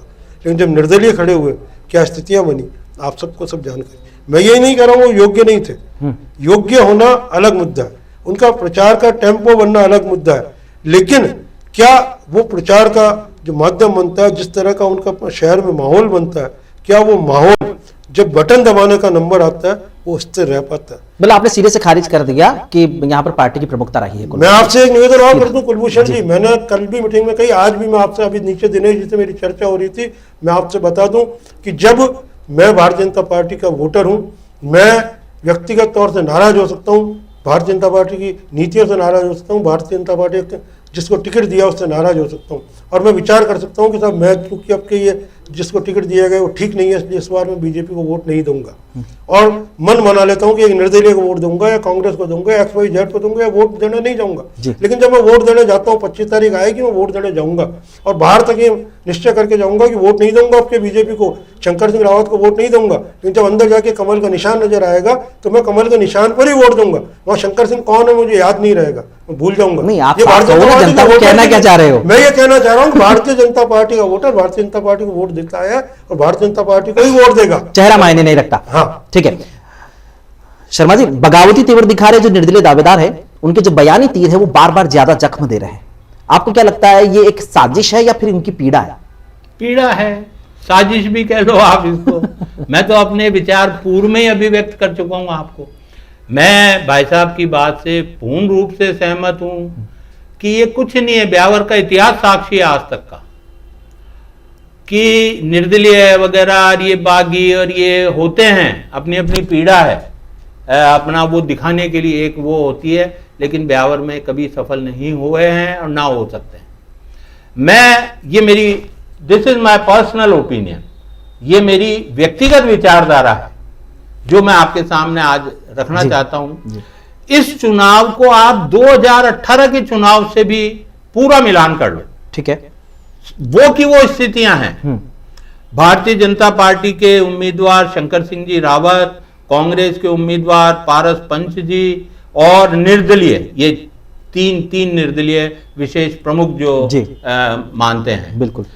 तो पिछले चुनाव में जो बागी खड़ा हुआ भारतीय जनता पार्टी का देवेंद्र सिंह रावत, उसने जो 19,000 वोट लिए और जो 2800 वोट एक व्यक्ति ने लिए, 2400 वोट एक व्यक्ति ने लिए, 1400 वोट एक व्यक्ति ने लिए, मतलब कहने का तात्पर्य 5-6 हजार वोट जो अन्य निर्दलीयों ने लिए, तो कुल मिला के ये गणित 25,000 की होती है पिछले चुनाव में। वो की वो गणित मैं इस बार मानता हूं। आपने तो निर्दलीय दावेदारों को 25,000 में समझा दिया। 25,000 में ये 3 तारीख को जब पेटियां खुलेंगी तो आप भी परिणाम देख लेना कि क्या आते हैं। ठीक है, वो समय 60,000, 60,000, 65,000, 35,000, 40,000, जैसा कि अभी भाई साहब ने ये जीतने का जो दावा करते हैं वो 3 तारीख को स्पष्ट हो जाएगा। मेरी व्यक्तिगत राय है कि ये 25,000 में मुकाबला वही राष्ट्रीय पार्टियों के बीच होता आया है और होगा, और उसमें कांग्रेस कैसे बढ़त हासिल करेगी, कैसे विजयश्री प्राप्त करेगी, बुद्धिजीवियों का मानना है, मेरी भी 10 दिन से सब बात हो रही है जी, बुद्धिजीवियों का मानना है कि 12 से 15%। सबसे प्रमुख बात तो ये है, ये भी स्वीकार करेंगे, बहुत अनुभवी हैं बीजेपी में, सब चुनाव ये देखते हैं, हर चुनाव में जो गवर्नमेंट होती है, सिटिंग गवर्नमेंट, उसके खिलाफ एंटी इनकम्बेंसी होती है, सरकार विरोधी वातावरण होता है, चाहे वो 3% हो, 5% हो, 15% हो, 20% हो। ये पहली बार मैं भी देख रहा हूं मैं भी 15-16 चुनाव का संयोजक रह चुका हूं जी। पहली बार मैं देख रहा हूं कि वर्तमान जो स्टेट सरकार कांग्रेस की चल रही है, अशोक गहलोत जी की जो सरकार चल रही है, इसके विरुद्ध सरकार विरोधी माहौल नहीं है, सरकार के पक्ष का माहौल है। और सरकार के पक्ष का माहौल ऐसा है, जो इनकी योजनाएं जो इन्होंने लागू की, 7 गारंटियां जो अब दी हैं, उससे 10-12% जो स्विंग का वोट है या जो जनता लाभान्वित हुई है, वो वोट कांग्रेस के खाते में और ऐड होगा। उसमें क्रम में आते हुए ब्यावर की अगर बात करें तो दोनों इन राष्ट्रीय पार्टी के इनको अगर मिला लें तो 12% से 15% कांग्रेस को पिछले चुनाव से अधिक वोट मिल रहे हैं, और वही कांग्रेस की जीत का आधार होगा इस बार। साथ में यह भी बता दीजिए कि कांग्रेस की पिछली हार का मुख्य कारण क्या मानते हैं? पिछली हार का मुख्य कारण मैं स्वीकार करता हूं, चुनाव कभी भी जनबल और धनबल के आधार पर नहीं जीता जाता जी। चुनाव स्ट्रेटेजी, रणनीति और प्रबंधन, मैनेजमेंट, उसके आधार पर जीता जाता है। हमारी कुछ कमियां रहीं, कुछ गलतियां रहीं, कुछ प्रबंधन में कमियां रहीं, और अप्रोच हम नहीं कर पाए सीधे सीधे मतदाताओं से, या हमारी अप्रोच गलत रही, वो ही एक कारण रहा कि हम मात्र 4000 वोटों से हार गए।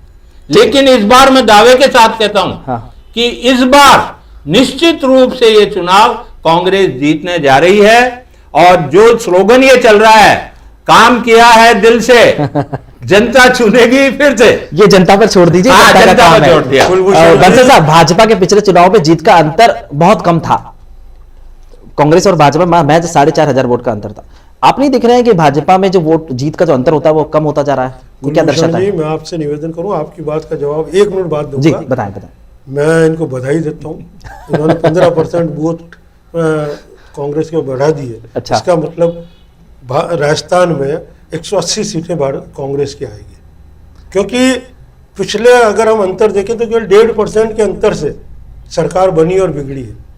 ब्यावर में भी अगर हम बात करें, आप जो कह रहे थे हमारे 42 और 39, 42% बीजेपी को वोट मिला, 39% कांग्रेस को मिला। जब 12% बढ़ गए तो 39 में अगर 12 में जोड़ दूं तो सीधा 51, और हमारा 156 का दावा है जी। 12% भी 8% भी कम कर दूं तो हमारे 42 के सीधे 34%, 51 और 34, हम तो कहीं गिनती में आते ही नहीं है। और राजस्थान में 180 सीटें कांग्रेस की आएगी।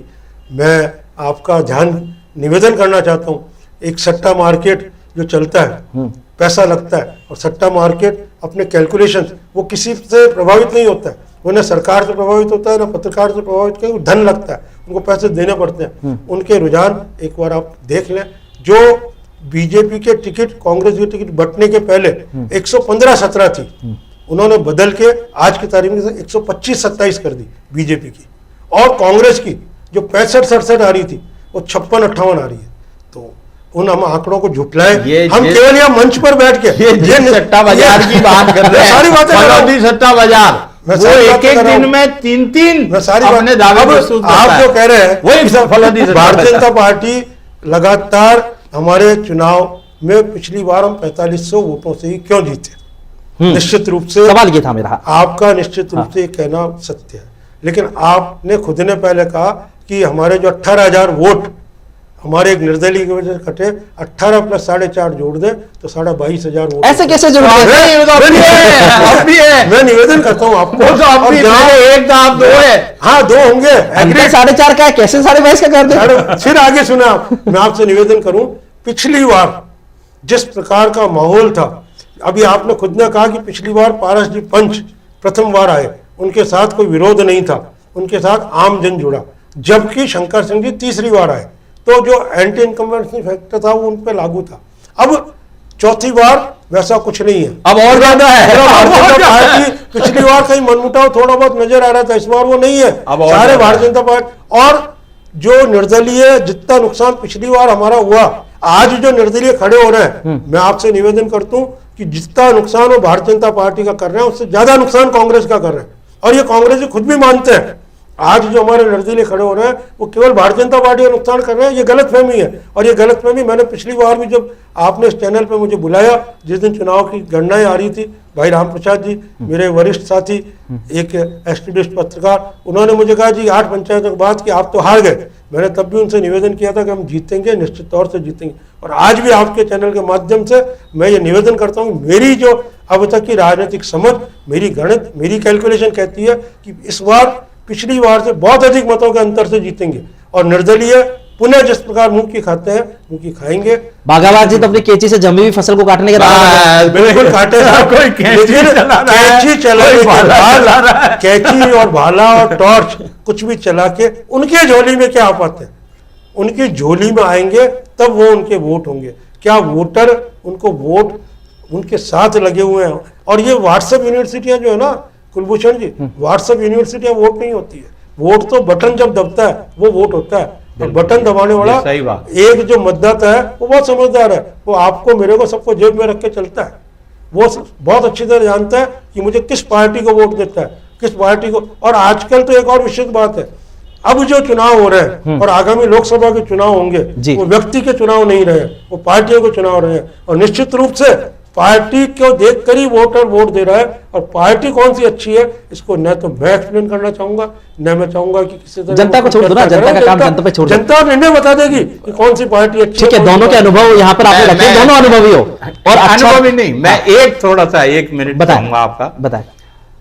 ब्यावर की जो राजनीतिक विश्लेषक माने जाते हैं जी, जो मेरी नजरों में मैं सम्मान देता हूं, हमारे कांग्रेस में विष्णु प्रकाश जी बजारी थे, उनसे ही मैं बहुत कुछ सीखा। बीजेपी में अगर मैं मानता हूं तो स्वर्गीय कजोड़मल जी खंडेलवाल हुआ करते थे। उसके बाद विश्लेषण में रमेश जी बंसल का कोई मुकाबला नहीं है। लेकिन आज जो इन्होंने आज खारिज करते हैं, मैं आज खारिज करता हूं इनकी भविष्यवाणी इस बार सर्वथा फेल जाएगी। 3 दिसंबर का वो दिन आ जाएगा और फिर बैठाया जाएगा आपको, और फिर यही भविष्यवाणियां हम फिर वापस लेकर आएंगे। एक कड़वा सवाल पूछ लेता हूं सर मैं सीधा सीधा दोनों से। आरोप है कि ब्यावर कांग्रेस में तो सभी नेता हैं, कार्यकर्ता की कमी जो है उसकी असल कमजोरी है। और भाजपा में यह कहा जाता है कि सभी कार्यकर्ता है, नेता किसी को बनने नहीं दिया जाता। कितने सहमत है बंसल साहब? ये निश्चित रूप से सत्य है, मैं आपकी बात से सहमत हूं। कार्यकर्ताओं को आगे बढ़ने का अवसर दिया जाना चाहिए, योग्य कार्यकर्ता को आगे लाया जाना चाहिए। लेकिन चूंकि व्यक्तिगत स्वार्थ जहाँ आड़े आते हैं, चूंकि हमारे अपने एक स्वार्थ होते हैं और जिनके पास चाबी होती है जी, तो चाबी जिनको लगानी है वो अपने स्वार्थों के वशीभूत रहते हैं। इसलिए कहीं ना कहीं कार्यकर्ताओं का जो वास्तविक हक उन्हें मिलना चाहिए वो नहीं मिलता और उससे कुंठाएं भी पैदा होती है। और कार्यकर्ताओं का जो पार्टी से मोह भंग होता है उसका कारण भी कहीं ना कहीं एक जिम्मेदार है। और जो डिटोरेशन हो रहा है उसका भी यही कारण है कि कोई भी आदमी देखता है कि मैं कितना भी काम करूं उसका मुझे लाभ नहीं मिलेगा। पहले क्या होता था कि आप क्या काम कर रहे हो, विशेष तौर से बीजेपी में यह कहा जाता था कि हमारे यहाँ लेंस लगे हुए हैं, उनमें सारी चीज़ें रिकॉर्ड हो रही है और आप क्या कर रहे हो उसके आधार पे भविष्य में आपको जिम्मेदारियां दी जाएगी। आजकल कहीं ना कहीं इसमें परिवर्तन आया है, व्यवस्थाओं में जिस तरह का एक प्रचलन चल रहा है, आजकल हम उसके कितने नज़दीक हैं और उसके कितने नज़दीक रह रहे हैं उसके आधार पर निर्णय होते हैं। तो ये नुकसानदेह है। दिनेश जी, आपको क्या लगता है ब्यावर कांग्रेस की कमी है कि सभी नेता हैं और कार्यकर्ता उसके? बिल्कुल, आपने जो कहा कड़वा, ये बोल रहा हूं मैं, कड़वी बात नहीं, ये सत्य बात है, वास्तविकता है, मैं इसे स्वीकार करता हूं। पहले जैसे आपने कहा पूर्व की, आपने 2 नाम गिनाए, ब्रजमोहन जी, चिमन सिंह जी। भारतीय जनता पार्टी नहीं होती थी, जनसंघ होती थी, रविंद्र जी वैद साहब हुआ करते थे, तो ये गिने चुने 3-5 नेता ब्यावर में होते थे। फिर आपने गिनाया बजारी जी होते थे, आनंद मोहन जी होते थे, ये मतलब ये लिमिटेड। ब्यावर कांग्रेस की ये गलती मैं स्वीकार करता हूं कि कार्यकर्ता कम है, नेता ज्यादा है। नेता भी कौन? स्वयंभू नेता, जो खुद को नेता कहे। नेता कौन होता है? जो नेतृत्व करता है। अभी आपने कहा आंदोलन, संघर्ष वगैरह, संघर्ष करो, आंदोलन करो और नेतृत्व प्रदान करो जनता को, तो वो नेता कहलाएगा। आपके नेता कहने से आप नेता नहीं, प्रजा कहे तथा नेता, प्रजा कहे तथा राजा। प्रजा को तो कहने दो राजा। तो ये हर गली में यहाँ 5-5 नेता, और वो इसका दोष मैं ये देता हूं कि ये जो सोशल मीडिया आ गया आजकल, ये फोटो है किसी के साथ भी खिंचा ली, अखबारों में विज्ञप्तियां दे दी, वो गलतफहमी हो जाती है कि हम नेता। इसका नुकसान निश्चित रूप से, आप सड़कों पर उतरो, आप संघर्ष करो, पब्लिक आपको नेता मानेगी, तब आप नेता बनो, वही असल नेता है। आप दोनों ने तो, बंसल साहब आपने भी सबको राजनीति का पाठ पढ़ाया, लेकिन खुद कभी चुनावी मिठाई का स्वाद नहीं चखा। बंसल साहब, मैंने आपसे पूर्व में भी कहा कि जो टिकट वितरण की व्यवस्थाएं बन गई है, वो व्यवस्थाएं बहुत अलग तरह की बन गई है। नहीं, आपने मांगा नहीं क्या कभी टिकट? मैंने कभी सोचा नहीं खड़ा होना चाहिए? मैंने अब से शंकर सिंह जी को जब प्रथम बार टिकट मिला था, तब मात्र एक बार टिकट की मांग की थी। उसके बाद में न तो मैंने कभी टिकट मांगा, न मैंने प्रयास किया। और वर्तमान राजनीति में ये निश्चित रूप से मैं काम आज भी कर रहा हूँ, लेकिन मैं जिस प्रकार का एक्टिव किसी ज़माने में कार्य किया करता था, आज उसकी बजाय मेरे जहाँ सहयोग की अपेक्षा है, जो कार्य मुझे दिया जाता है, जो दायित्व मुझे दिया जाता है, मैं निश्चित रूप से अपने संपूर्ण क्षमताओं से उसको संपन्न करता हूँ, लेकिन उसमें किसी तरह का हस्तक्षेप मैं नहीं करता। पर लेकिन 3 चुनाव की बात करें तो आप तो भाजपा के गजानन तो वैसे ही कहे जाते हैं, लेकिन धीरे धीरे प्रतिष्ठापित भी नहीं हो पाए। सामाजिक कार्यक्रमों के तौर पर अगर बात करूं तो राजनीतिक कार्यक्रमों में आप भेदभाव करते हैं, बुलाते नहीं है, जाते नहीं हो? नहीं, मुझे जब जहाँ बुलाया गया निश्चित रूप से मैं गया हूँ, और आज भी जाता हूँ। मैंने अभी भी आपसे निवेदन किया, कल भी हमारी एक मंडल की एक बड़ी मीटिंग थी, उसमें भी मेरा भाषण भी हुआ, मैं गया भी हूँ। आज भी कल वसुंधरा जी ब्यावर पधार रही हैं, उनकी भी जो परमिशन है वगैरह का सारा काम था, मैं उसमें संपूर्ण रूप से मेरा सहयोग लिया गया और मैं कर भी रहा हूँ। और निश्चित रूप से शंकर सिंह जी के निरंतर मैं संपर्क में हूँ। ये अलग बात है कि मैं अपनी कुछ परिस्थितियों के वश भी उतना एक्टिव जितना मैं किसी ज़माने में था आज नहीं रह पाता हूँ। और कुछ जैसा मैंने आपसे निवेदन किया कि जिस प्रकार की मेरी आवश्यकता समझते हैं, मैं उनमें आज भी कार्यरत हूँ और भविष्य में भी रहूँगा। ठीक है दिनेश जी भाई साहब, आपने भी तो बहुत संघर्ष किए, आंदोलन किए, धरना प्रदर्शन तमाम में आपकी भागीदारी रही, और अभी भी हम देखते हैं कि आप एक्टिव मोड पर है। आपने नहीं सोचा चुनाव लड़ने की? कुलभूषण जी, आपकी बात का भी जवाब दूंगा। पहले आपने ये कार्यक्रम स्टार्ट होने से पहले कहा था, मैं नोटिस कर लिया, बेबाकी से बेखौफ होकर अपनी बात कहें जी। तो मैं तो बोल रहा हूं, ये अपनी पैरवी खुद ही नहीं कर पा रहे। अभी आपने कहा उनकी निजी कार्य, मैं समझ गया आपका इशारा। नहीं, मैं पैरवी करता हूं इनकी जी। इनका उपयोग पार्टी कर लेती है और उसी रूप में करती है जो शब्द आपने काम में लिया। जब चुनाव आते हैं, इनको गणेश जी स्थापित करने की जब इनको बैठा देते हैं, चुनाव निपट गए। क्योंकि मैं मानता हूं, कजोड़ जी खंडेलवाल का भी मैंने नाम लिया, या तो वो समझा करते थे या ये समझा करते हैं, और ये चुनाव की पूरी वो बैठा देते हैं बिसात, और चुनाव होते ही जैसे अपन गणेश जी विदा करते हैं ना, तो वैसे थाली कर देते हैं, फिर रमेश जी बंसल का अब आता हूँ आपकी बात पर। गणेश जी तो लड्डू खाकर खुश हैं। हाँ, खुश हैं बस। अब आता हूँ आपकी बात पर जी। ये सही है कि मैंने चुनावी राजनीति, मैं संगठन में ब्यावर NSUI यूथ कांग्रेस, जिला NSUI, जिला यूथ कांग्रेस, प्रदेश का महामंत्री, प्रदेश का उपाध्यक्ष, प्रदेश कांग्रेस कमेटी का सेक्रेटरी, ब्यावर का ब्लॉक, मैं इसको गौरव समझता हूं जी। विष्णु प्रकाश बजारी जैसा अध्यक्ष, उसके पास मेरे से पूर्व लक्ष्मण जेठानी जी एक हुआ करते थे, वो महामंत्री जी थे, फिर मैं महामंत्री जी था। विष्णु प्रकाश बजारी जैसा संगठन का नेता, जो संगठनात्मक से दृष्टिकोण से चले, अकेला मैं महामंत्री, और उनके टाइम में मैं 4 या 5 चुनाव का संयोजक होना, इसको अपनी एक सबसे बड़ी उपलब्धि मानता हूं मैं।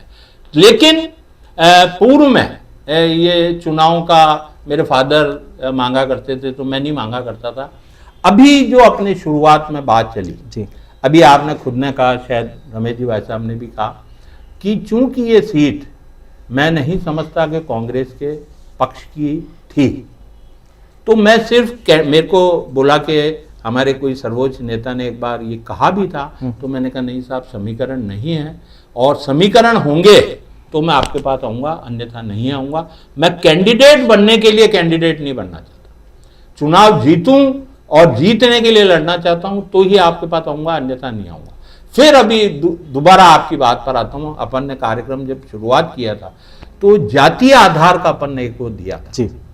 तो जब जिले में टिकट वितरण कैसे होता है, एक अमुक जाति, एक अमुक जाति, एक अमुक जाति, एक अमुक जाति, एक राजपूत, एक जाट, एक रावत, एक ये, तो मेरे दो नेता रघु शर्मा जी, राकेश पारिक जी ब्राह्मणत्व का प्रतिनिधित्व कर रहे हैं, तो उसमें मैं उपयुक्त नहीं समझता कि मेरे को कहीं मौका मिले, तो मैं मेरी ऊर्जा और एनर्जी इसलिए नहीं लगा रहा 2 चुनाव से इस चुनाव में। ठीक है, एक दो सवाल और लेंगे। बंसल साहब, आप कार्यक्रम के अंतिम चरण की ओर है, तो इसलिए मैं सीधा सा सवाल पूछता हूं, आप अभी आपके अनुभव के आधार पर भाजपा को कौन सी वैक्सीन देना चाहेंगे?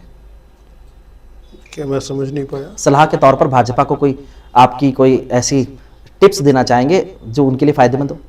भारतीय जनता पार्टी का प्रत्याशी के लिए जो प्रत्याशी जिस प्रकार से चल रहे हैं बिल्कुल ठीक है, लेकिन ब्यावर की जनता जनार्दन से और ब्यावर की भारतीय जनता पार्टी कार्यकर्ताओं से तालमेल और बढ़ाकर, और निश्चित रूप से शहरी क्षेत्र में भी अपना, हालांकि वो पूरा जनसंपर्क कर रहे हैं, उसमें और थोड़ी मात्रा में बढ़ाकर इसको जीत का जो अंतर है वो बढ़ा सकते हैं।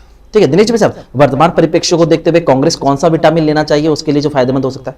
मल्टीविटामिन जो शहर में तो मिल ही रहा है, गांव में भी अब मिल रहा है। कल से ही हमने चालू किया है, तो गांव में भी इनको तो वो बूस्टअप जो वो वैक्सीन लगी थी ना कोरोना में, उसकी आवश्यकता है, तीसरी जो जाके।